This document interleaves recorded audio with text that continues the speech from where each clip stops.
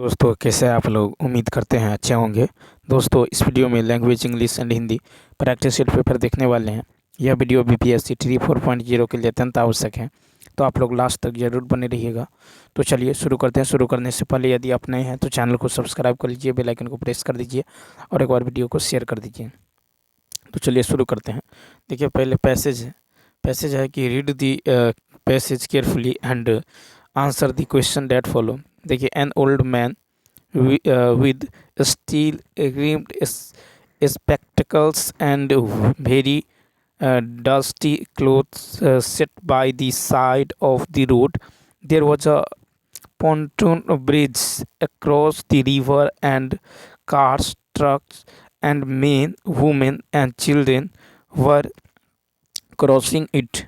The mule-drawn carts stretched up the steel bank from the bridge, with soldiers helping to push against the spokes of the wheels.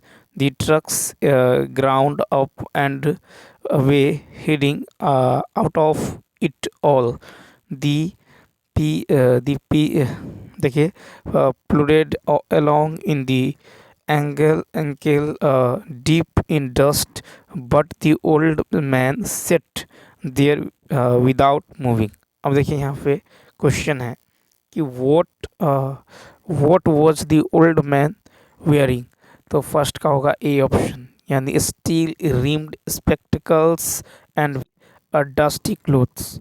ठीक है, तो यहाँ पे first क्या होगा, right होगा। नेक्स्ट क्वेश्चन देखिए, दूसरा है कि mention those which crossed the bridge beside human being.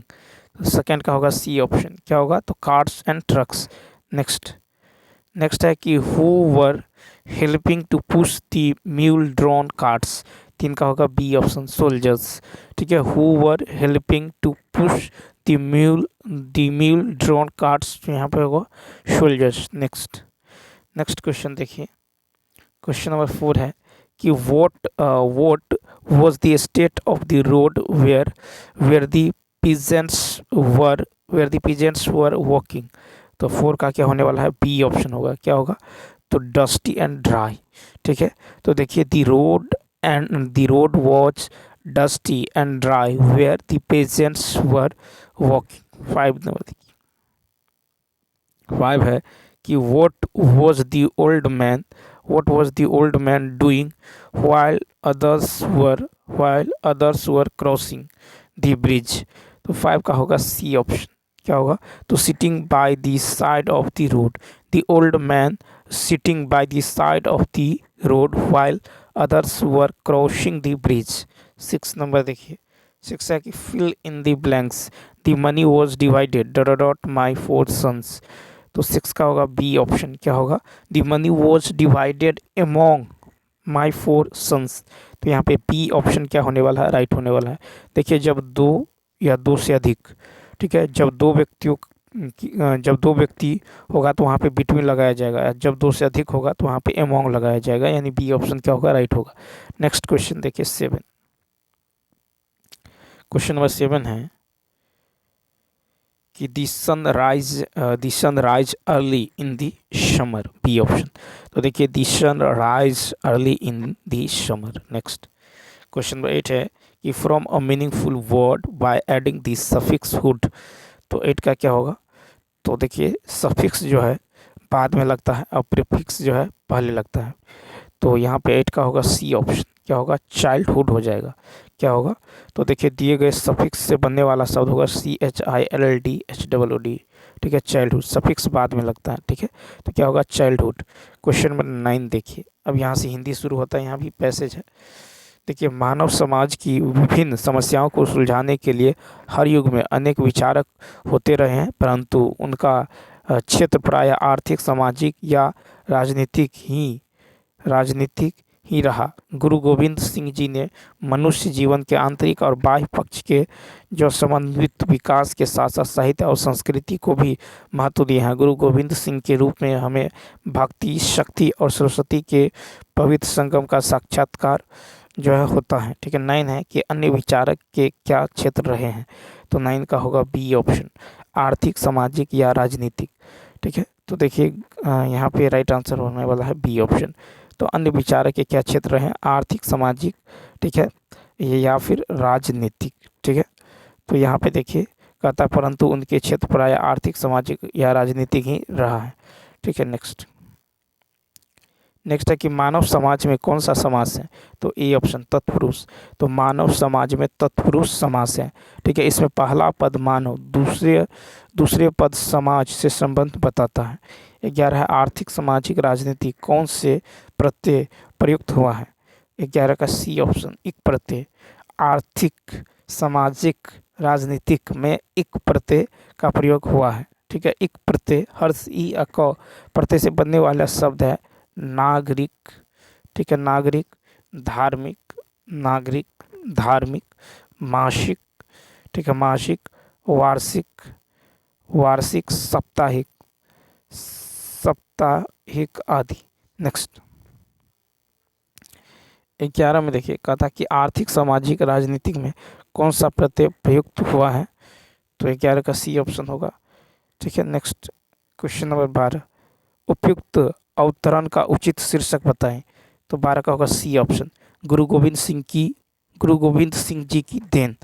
ठीक है, तो यहाँ पे हो जाएगा, तो उपयुक्त अवतरण का उचित शीर्षक है गुरु गोविंद सिंह जी का देन। नेक्स्ट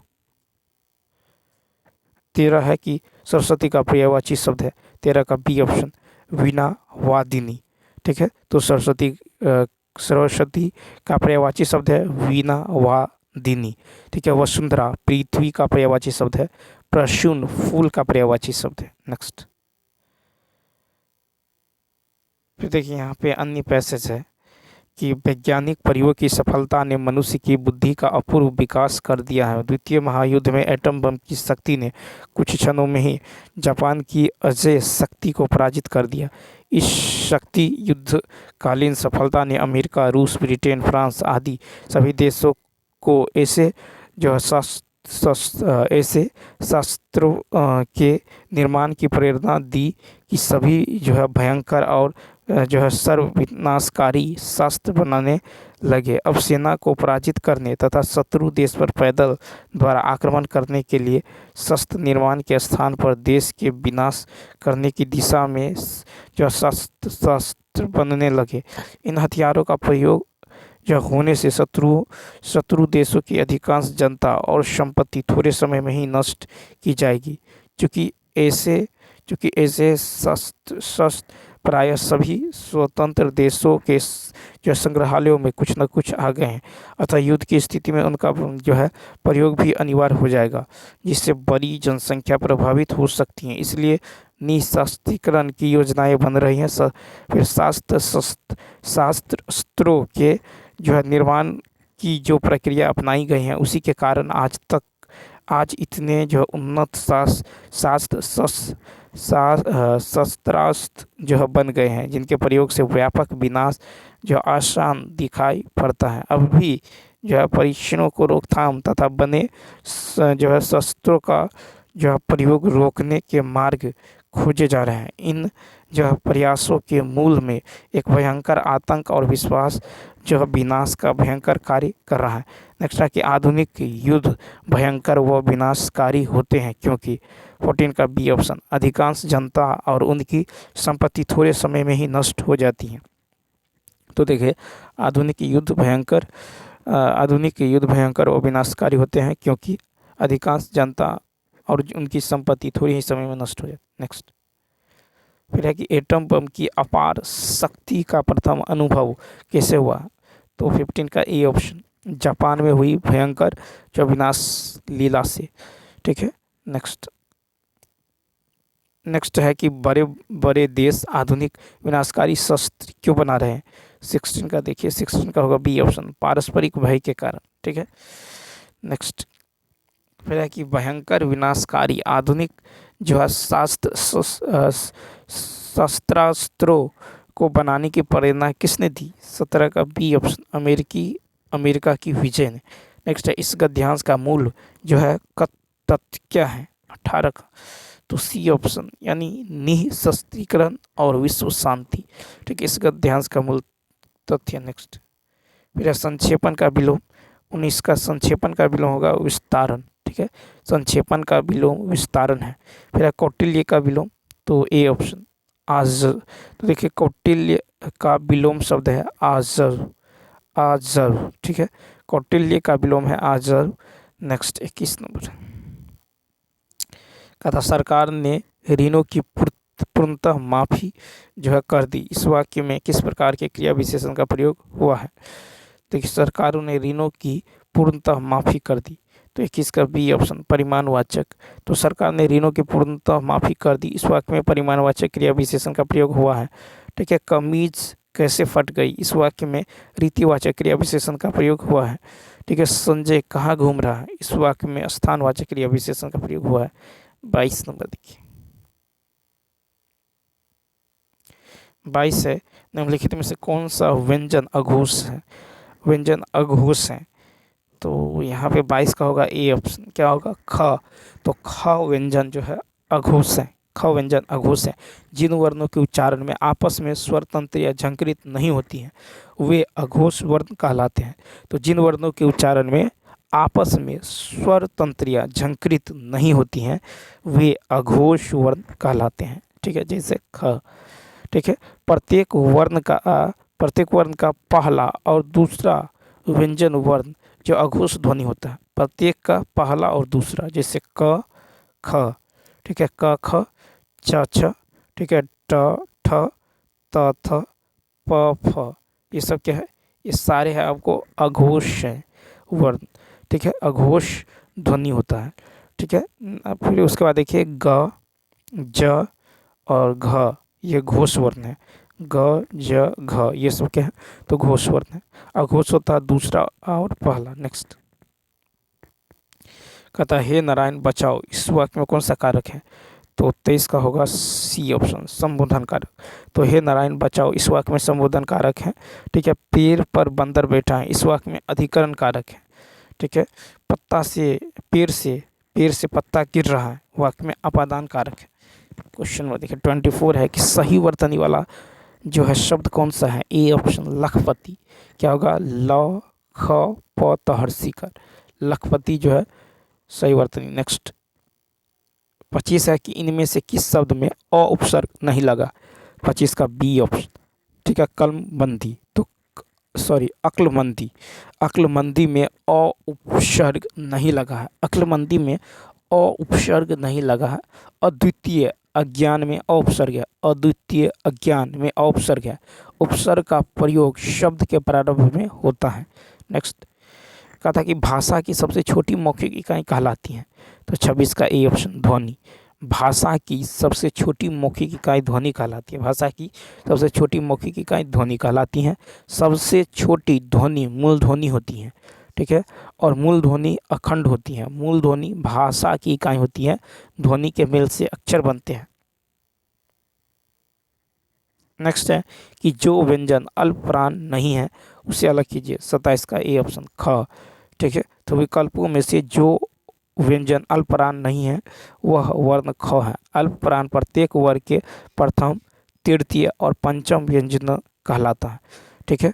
तो कहता विकल्पों में से जो है जो व्यंजन अल्पप्राण नहीं है वह वर्ण ख है, ठीक है, अल्पप्राण नहीं है वह वर्ण ख है। तो अल्पप्राण प्रत्येक वर्ग के प्रथम तृतीय पंचम, ठीक है, पंचम व्यंजन कहलाता है, ठीक है। तो अल्पप्राण प्रत्येक वर्ग के प्रथम तृतीय और पंचम व्यंजन कहलाते हैं। शब्दों के अक्षरों पर बल देने को बलाघात कहते हैं। दो शब्दों के बीच जो है थोड़े से मौन को संगम कहते हैं। शब्दों में अक्षरों को तान कर भाव प्रकट करना अनुतान कहलाता है। नेक्स्ट 28 नंबर देखिए, 28 है कि निम्नलिखित में से रूढ़ शब्द कौन सा है? 28 का बी ऑप्शन कमल। तो यहाँ पे कमल रूढ़ शब्द है। रचना के आधार पर शब्दों को 3 प्रकार में बांटा गया है, रूढ़, यौगिक, योग रूढ़। तो जिन शब्दों के खंड जो निरर्थक होते हैं उन्हें रूढ़ कहते हैं, जैसे रात। रूढ़ शब्दों के योग से बने शब्द को यौगिक शब्द कहते हैं, जैसे राजपुत्र, राज प्लस पुत्र, राजपुत्र। विशेष अर्थ का बोध कराने वाले शब्द को योग रूढ़ कहते हैं, जैसे पंकज।